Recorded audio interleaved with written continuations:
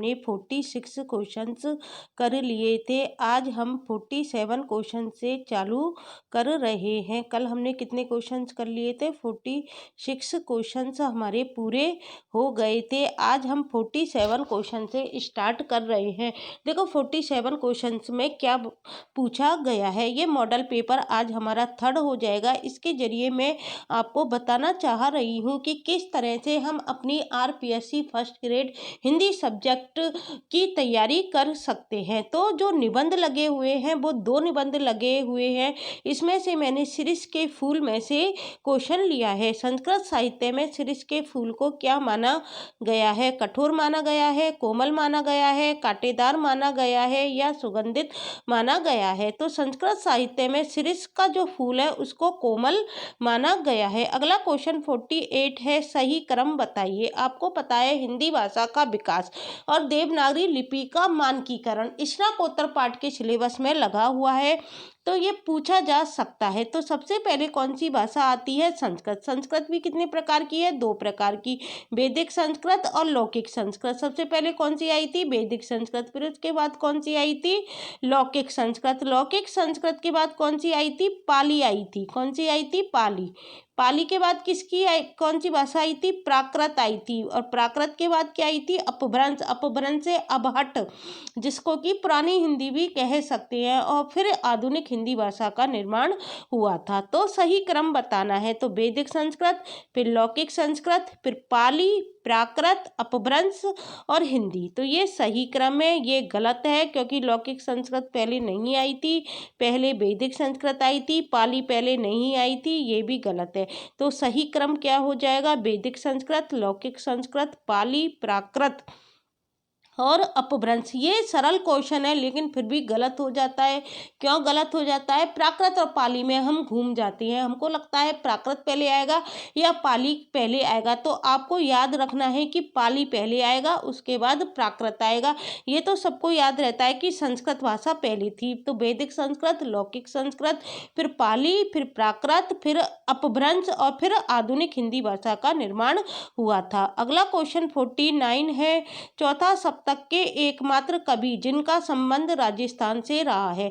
आपको पता है सप्तक कितने प्रकाशित हुए थे? 4। प्रथम सप्तक कहते नहीं है हमको, उसको कहते हैं तार सप्तक, फिर द्वितीय सप्तक, फिर तीसरा सप्तक और फिर चौथा सप्तक। इसमें पूछा है चौथा सप्तक का जो कवि है जिसका संबंध राजस्थान से रहा है वो कौन है? मरुधर है, विजेंद्र है, मदन डागा है या नंदकिशोर आचार्य है? तो वो कवि कौन है? नंदकिशोर आचार्य थे जिनका संबंध राजस्थान से रहा था। और आपको राजस्थान के कौन कौन कवि हैं वो याद रखने हैं क्योंकि आरपीएससी राजस्थान से संबंधित है, तो राजस्थान के कवियों की जानकारी हमको होनी चाहिए। क्वेश्चन नंबर 50, प्लेटो का अरस्तु का अनुकरण सिद्धांत सिलेबस में लगा हुआ है, तो उसमें से ये क्वेश्चन लिया गया है। ये सारे PYQ हैं, किसी न किसी एग्जाम में आए हुए क्वेश्चन है। अनुकरण सिद्धांत के संदर्भ में उपर्युक्त कथन है। कला प्रकृति का अनुकरण नहीं है। ये बिल्कुल गलत है क्योंकि कला तो क्या है? प्रकृति का अनुकरण है। किसके अनुसार? अरस्तु के अनुसार। अनुकरण एक कृत्रिम प्रक्रिया है, ये भी गलत है। अनुकरण एक कृत्रिम प्रक्रिया नहीं है। प्लेटो और अरस्तु के अनुकरण सिद्धांत एक समान है? बिल्कुल एक समान नहीं है। प्लेटो के अनुकरण सिद्धांत के विरोध में ही अरस्तु ने अपना अनुकरण सिद्धांत दिया। अरस्तु ने अनुकरण को हूबहू नकल न मानकर क्या माना? उसको सर्जनात्मक रूप में प्रदर्शित किया था। पुनः प्रस्तुतिकरण ही अनुकरण है। यही हो गया हमारा सर्जनात्मक रूप। तो अरस्तु के अनुसार क्या है? अनुकरण पुनः प्रस्तुतिकरण ही अनुकरण है। इसका आंसर ये आ जाएगा। अगला क्वेश्चन देखो 51, देवनागरी लिपि की विशेषता नहीं है। देवनागरी लिपि का मानकीकरण, देवनागरी लिपि की विशेषताएं, ये सिलेबस में दे रखा है। तो क्या क्वेश्चन है? विशेषता नहीं है। तो वर्णमाला का वर्गीकरण किया गया है देवनागरी में, जैसे कंठ है, फिर तालु, फिर मूर्धन्य व्यंजन कौन से हैं, फिर दंते कौन से हैं और फिर ओष्ठ्य व्यंजन कौन से हैं। इस तरह से वर्गीकरण कर रखा है। फिर अल्प प्राण, महाप्राण और अघोष और सघोष में वर्गीकृत कर रखा है। तो वर्गीकरण तो है। लिपि चिन्हों के नाम ध्वनि के अनुरूप हैं, कौन सी विशेषता नहीं है? तो ये विशेषता तो है। वर्णमाला का वर्गीकरण किया गया है। लिपि चिन्हों के नाम ध्वनि के अनुरूप है, ये भी विशेषता है। लिपि चिन्हों की पर्याप्तता है। हर के लिए क्या है, लिपि चिन्ह वर्णमाला में मौजूद है। तो ये भी ठीक है। कौन सा ठीक नहीं है, एक ध्वनि के लिए एक से अधिक लिपि चिन्ह नहीं है, केवल एक ध्वनि के लिए एक ही लिपि चिन्ह का प्रयोग किया गया है, एक से अधिक लिपि चिन्ह का प्रयोग नहीं किया गया है। तो ये ही विशेषता क्या है, ये ही विशेषता नहीं है देवनागरी लिपि की। मिश्र बंधु विनोद के कुल प्रकाशित भाग हैं। मिश्र बंधु विनोद के कुल प्रकाशित भाग कितने हैं, 2 हैं, 3 हैं, 4 हैं या 5 हैं। तो मिश्र बंधु विनोद के कुल प्रकाशित भाग कितने हैं, 4 हैं। रीति मुक्त काव्य धारा में इन्हें नहीं माना जाता है। ये मैंने हिंदी साहित्य के इतिहास के क्वेश्चंस लिए हैं। आपको पता होना चाहिए रीति काल को कितने भागों में वर्गीकृत किया गया है, 3 भागों में, रीति बृहद, रीति सिद्ध और रीति मुक्त। रीति बृहद में कौन कौन से कवि आते हैं, इनकी जानकारी होनी चाहिए। रीति सिद्ध में कौन कौन से कवि आते हैं, इनकी जानकारी होनी चाहिए। और रीति मुक्त में कौन कौन से कवि आते हैं, इनकी भी जानकारी होनी चाहिए। इन सब कवियों की आप ट्रिक बना लेना और इन सब कवियों को अच्छी तरह से आपको याद करना है। एग्जामिनर इनमें से एक क्वेश्चन जरूर पूछ सकता है। रीति बृहद कहा जाता है, रीति सिद्ध कवि कौन है या रीति मुक्त कवि कौन है, इनमें से रीति मुक्त कवि कौन नहीं है। इसके अलावा सर्वांग निरूपक कवि आपको याद करने हैं, कौन कौन है सर्वांग निरूपक कवि।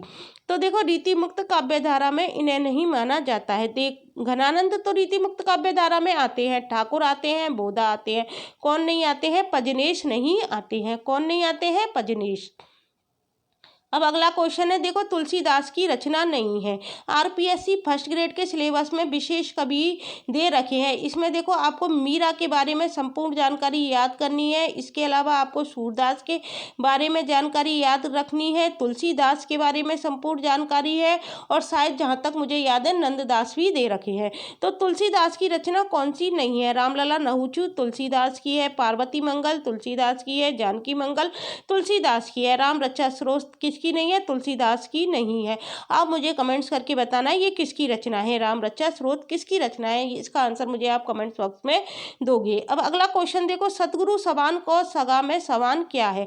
अब देखो ये वाला है, ये कबीरदास में से लिया गया है। कबीरदास के पद आपके सिलेबस में लगे हुए हैं जिसमें गुरुदेव को अंग लगा हुआ है। तो ये सवान इस तरह से लिखा है, टाइपिंग में ये चंद्र बिंदु आ नहीं पाया था। तो देखो सतगुरु सवान को सगा में सवान का मतलब क्या है, सतगुरु क्या है, सतगुरु के समान क्या हो गया, इसका अर्थ करेंगे तो क्या होगा, सतगुरु के समान कोई अपना सगा नहीं होता है। सतगुरु समान को सगा, सतगुरु के समान कोई अपना सगा नहीं होता है।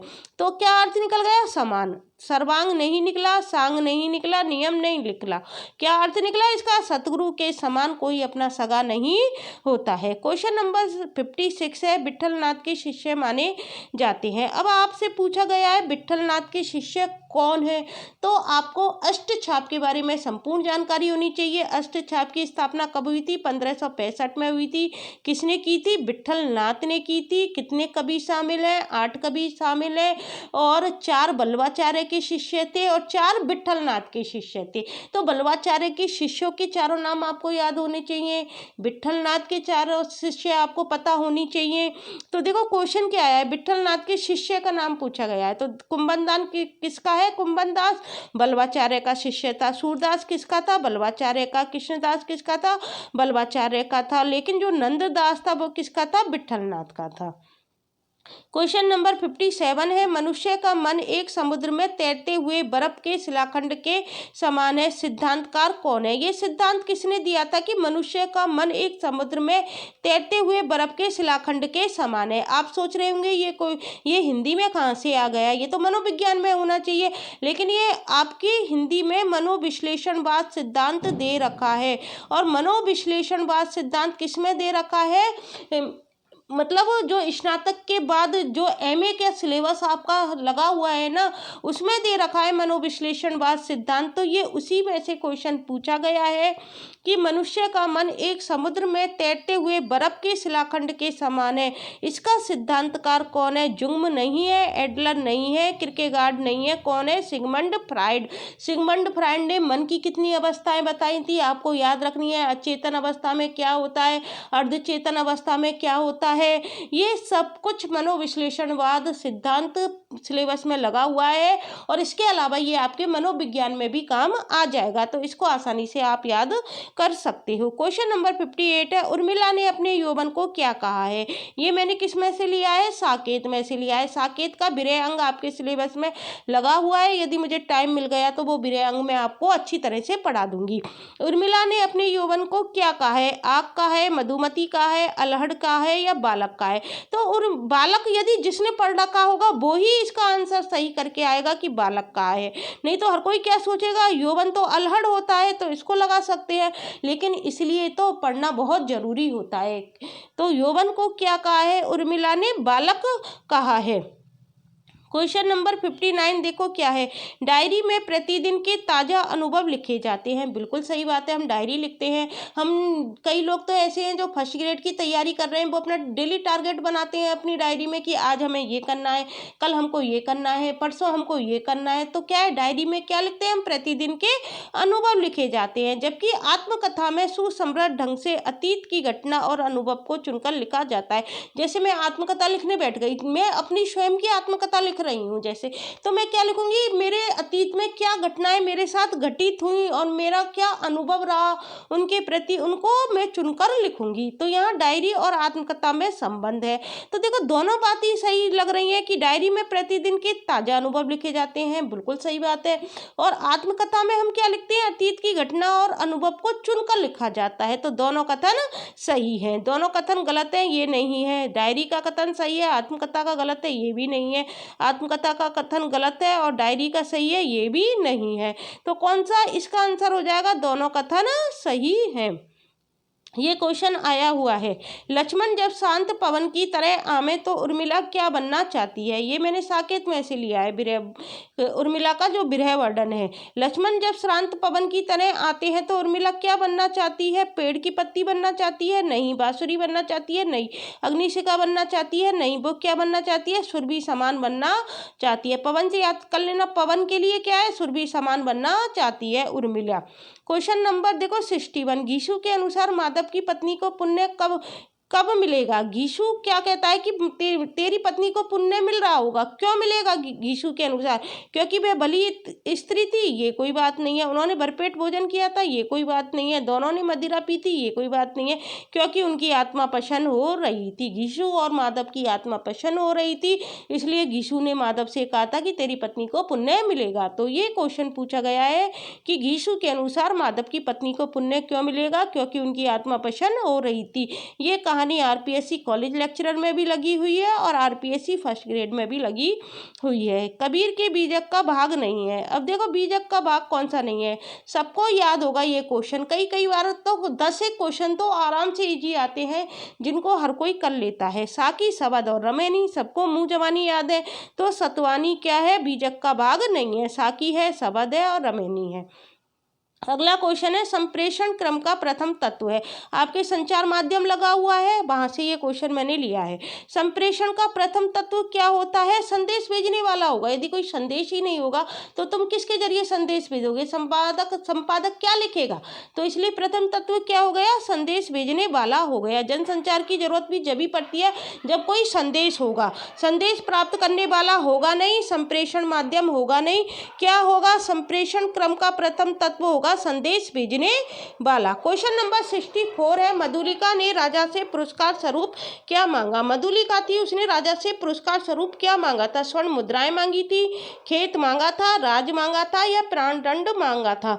मधुलिका ने राजा से पुरस्कार स्वरूप क्या मांगा था, प्राण दंड मांगा था। क्या मांगा था, प्राण दंड मांगा था।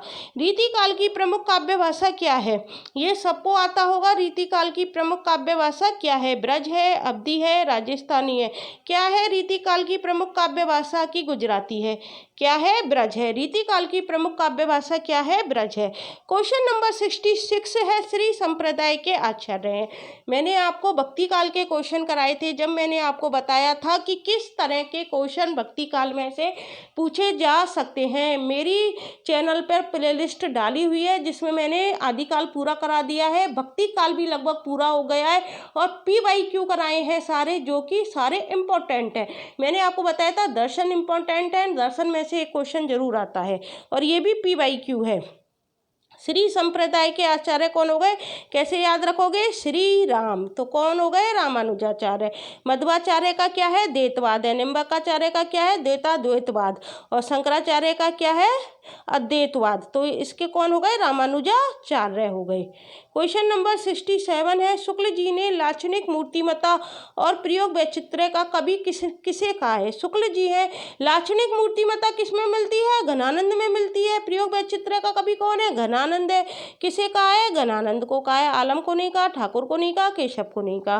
क्वेश्चन नंबर 68 है, बीशल देव रासो कैसा काव्य है। तो बीशल देव रासो सिंगारी काव्य है, वीर काव्य है, आध्यात्मिक काव्य है या नैतिक है। तो बीशल देव काव्य है वो कैसा है, सिंगारी काव्य है। क्वेश्चन नंबर 69 है, पद्मावत की भाषा है। पद्मावत भक्ति काल में लिखी गई सूफी काव्य है, तो कैसी भाषा होगी, अवधी। सूफी काव्य अधिकतर किस भाषा में लिखे गए थे, अवधी में लिखे गए थे, लेकिन राजस्थानी में भी हमको प्राप्त होते हैं। तो राजस्थानी नहीं है, ब्रजभाषा नहीं है, गुजराती नहीं है, कौन सी भाषा है, अवधी भाषा है। क्वेश्चन नंबर 70 है, राजस्थान के कवि नहीं है। मैंने आपसे कहा था राजस्थान के कवि पूछे जा सकते हैं, आपको याद होने चाहिए कि राजस्थान के कौन कौन से कवि हैं। तो इसमें पूछा गया है कि राजस्थान के कवि नहीं है। तो मेघराज मुकुल राजस्थान के हैं, ऋतुराज राजस्थान के हैं, नंद चतुर्वेदी राजस्थान के हैं, लेकिन शिव मंगल सिंह सुमन क्या है, राजस्थान के नहीं है। क्वेश्चन नंबर 71 है, आदिकाल की इस रचना में महाराणा प्रताप का वर्णन मिलता है। कौन सी रचना है जिसमें महाराणा प्रताप का वर्णन मिलता है, तो कौन सी है वो, खुमान रासो है, प्रताप रासो है नहीं, उदय सिंह रासो है नहीं, मेवाड़ रासो है नहीं। इसको हम आसानी से कर सकते हैं। हमने देखो प्रताप रासो कोई रचना आदिकाल पढ़ा था, जब पढ़ी ही नहीं थी, ना उदय सिंह रासो पढ़ी थी, ना मेवाड़ रासो पढ़ी थी, हमने कौन सी पढ़ी थी, खुमान रासो पढ़ी थी। तो आसानी से ये क्वेश्चन हमारा निकल सकता है। क्वेश्चन नंबर 72 है, किस शब्द में कु उपसर्ग का प्रयोग नहीं हुआ है। उपसर्ग कहाँ लगते हैं, शब्दों के आगे लगते हैं, शब्दांश होते हैं। देखो कुफल में कु प्लस फल, कुमार्ग, कु प्लस मार्ग, कुरूप, कु प्लस रूप, कुरूप, लेकिन ये कुसुम है, ये क्या है, खुद ही एक शब्द है, इसमें कु उपसर्ग का प्रयोग नहीं हुआ है। क्वेश्चन नंबर 73 है, किस विकल्प का विलोम शब्द युग्म असंगत है। हमसे विलोम शब्द युग्म पूछा गया है और असंगत पूछा गया है। देखो अनुराग का विराग होता है, उचित का अनुचित होता है, श्वेत का श्याम होता है, लेकिन अमल का विमल नहीं होता। ये तो क्या है, समानार्थी शब्द हो गए, अमल और विमल। इनका विलोम शब्द क्या होगा, मलिन या गंदा होगा। क्वेश्चन नंबर 74 है, व्याकरण की दृष्टि से किस शब्द की वर्तनी अशुद्ध है। हमको अशुद्ध वर्तनी पूछी गई है। तो देखो ये दंपत्ति बिल्कुल शुद्ध लिखा हुआ है, सरोजिनी बिल्कुल शुद्ध है, प्रदर्शनी बिल्कुल शुद्ध है, अशुद्ध क्या है, अतिशयोक्ति। अतिशयोक्ति कैसे लिखते हैं, ये जो से है ये पूरा आएगा, आधा नहीं आएगा, आपको याद रखना है। इसका संधि विच्छेद करेंगे तो हम क्या होगा, अतिशय प्लस उक्ति हो जाएगा। तो ये क्या है, गलत है। क्वेश्चन नंबर 75 है, प्र उपसर्ग से रहित शब्द है। प्र उपसर्ग से रहित शब्द हमको बताना है। तो देखो अप्रकाशित में देखो प्र उपसर्ग आ रहा है, ए प्लस प्र प्लस कास प्लस इत, इस तरह से क्या हो जाएगा, इसको हम विच्छेद करके लिख सकते हैं। प्रीति क्या है, ये खुद ही एक शब्द हो गया, तो इसमें प्र उपसर्ग नहीं है। प्रेक्षक में हो जाएगा प्र प्लस एच्छक, प्रेक्षक। प्रारंभ में हो जाएगा प्र प्लस आरंभ। तो इन सब में तो प्र उपसर्ग है, लेकिन प्रीति क्या है, खुद ही एक शब्द है, तो इसलिए इसमें प्र उपसर्ग नहीं है। क्वेश्चन नंबर 76 है, किस शब्द में एक से अधिक बार संधि प्रयुक्त हुई है। तो देखो सदगति ये नहीं होगा, अत्याचार में भी नहीं है, और अधिकाधिक भी नहीं है। कौन सा है, प्रोत्साहन। इसमें क्या है, एक से अधिक बार संधि प्रयुक्त हुई है। एक तो इसमें हो गई गुण संधि और एक हो गई इसमें दीर्घ संधि। गुण संधि कैसे हो गई, इसमें देखो एक तो ओ बन रहा है, तो ओ किस में बनता है, गुण संधि में बनता है, और एक इधर आ रहा है, तो आ किस में बनता है, दीर्घ स्वर संधि में बनता है। तो इस तरह से यहाँ कौन सा शब्द ऐसा हो गया जिसमें 2 बार संधि प्रयुक्त हुई है, प्रोत्साहन। अधिकाधिक भी नहीं है, अत्याचार भी नहीं है, इसमें अति प्लस आचार हो जाएगा। और इसमें सदगति में क्या होगा, सत प्लस गति हो जाएगा। और अधिकाधिक भी नहीं होगा, अधिक प्लस अधिकाधिक भी नहीं होगा। कौन सा शब्द है? प्रोत्साहन। प्रोत्साहन में क्या है? एक से अधिक बार संधि प्रयुक्त हुई है। कौन कौन सी संधि प्रयुक्त हुई है? इसमें गुण संधि भी प्रयुक्त हुई है और दीर्घ संधि भी प्रयुक्त हुई है। क्वेश्चन नंबर 77 है, किस विकल्प में परस पुरुष शब्द युग्म का अर्थभेद सही नहीं है? देखो ये परस होता है, ये क्या होता है? कर्णकटु कह सकते हैं इसको, इस तरह से है कर्णकटु। थोड़ी टाइपिंग मिस्टेक है इसलिए इसमें ऊपर आएगा। और पुरुष का मतलब मनुष्य होता है, ये सही है। देखो परस को हम ठोस भी कह सकते हैं, बिल्कुल सही है। और पुरुष ईश्वर के लिए आया, सही है। और परस रूखा भी हो सकता है और पुरुष आत्मा भी हो सकती है। लेकिन श्रेष्ठ और नापतोल ये क्या है? गलत है। क्या है? ये गलत है। क्वेश्चन नंबर 78 है, व्याकरण की दृष्टि से अशुद्ध वाक्य है। अब हमको अशुद्ध वाक्य बताना है कि व्याकरण की दृष्टि से अशुद्ध वाक्य कौन सा है। मैं आपकी ही प्रतीक्षा कर रहा था, सभी छात्रों में सोहन श्रेष्ठ है, सभा में सभी वर्गों के लोग उपस्थित थे, वह जानते हैं कि ऐसा हो सकता है। तो देखो इसमें जो अशुद्ध वाक्य है वो कौन सा है? ये वाला, वह जानते हैं कि ऐसा हो सकता है। वह की जगह क्या आएगा? वे जानते हैं कि ऐसा हो सकता है। इसमें कौन सी अशुद्धि हो गई? सर्वनाम संबंधी अशुद्धि हो गई। वह की जगह क्या आएगा? वे आएगा। जबकि ये सही है, मैं आपकी ही प्रतीक्षा कर रहा था, सभी छात्रों में सोहन श्रेष्ठ है, सभा में सभी वर्गों के लोग उपस्थित थे, ये सही है।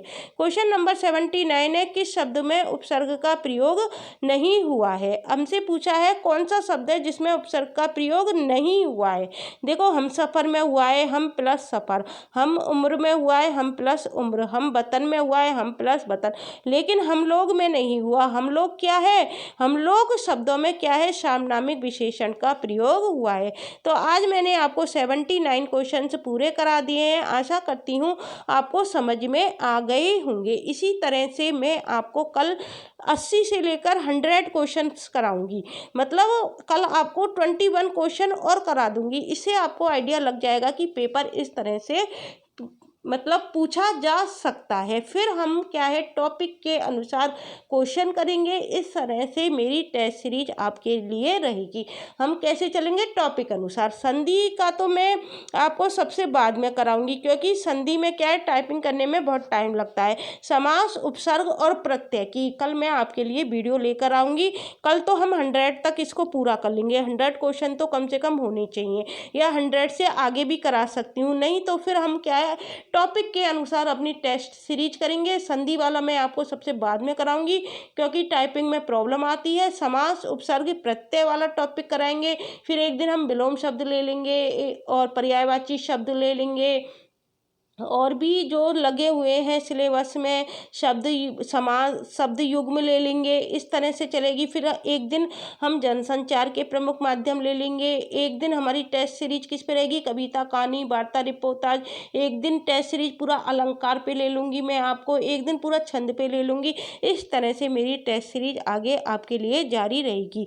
यदि आपको ये वीडियो अच्छी लगती है तो इसे लाइक, शेयर और सब्सक्राइब करना मत भूलना। Thank you guys.